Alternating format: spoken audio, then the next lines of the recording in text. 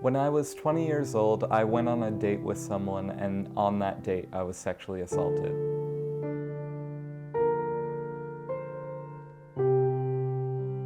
I first realized that what had happened to me was assault when he disappeared for a few minutes, and he had put me down and said a lot of different rude, negative things to me.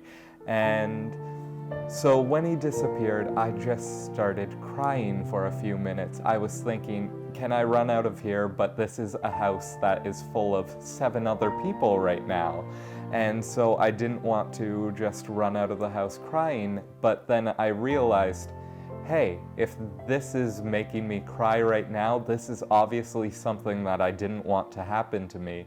And so I pretty much realized it before it was even over that I had been assaulted and this wasn't something that I wanted to happen to me.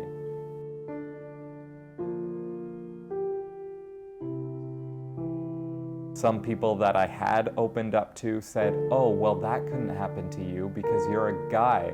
Oh, that didn't happen to you because you were on a date with this person or you were dating them. And people talking and making jokes about sexual abuse and rape around me, it was really starting to get me down.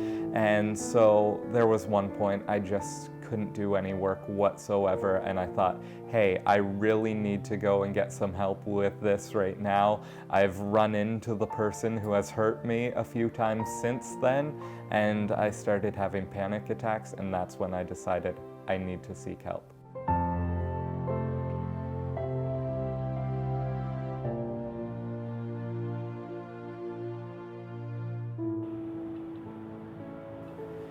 It was pretty difficult to begin the healing process because you always at first start blaming yourself for what happened. You think, oh, if I hadn't done this, I wouldn't have been put in this situation. And I think that's kind of natural for people to feel like they were the one to blame for everything that happened to them, but really that shouldn't be the first instinct.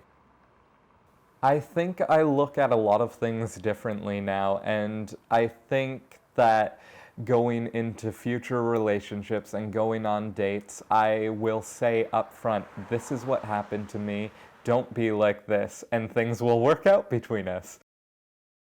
I've changed in a lot of ways because I've really been able to find compassion for people who are going through the same thing. There were people that I knew in my high school. There were a couple girls there who had been sexually assaulted, and I didn't really know what to say to them or how to relate to them. And now I find myself talking about it with them and being supportive of them, and they're supportive of me in return.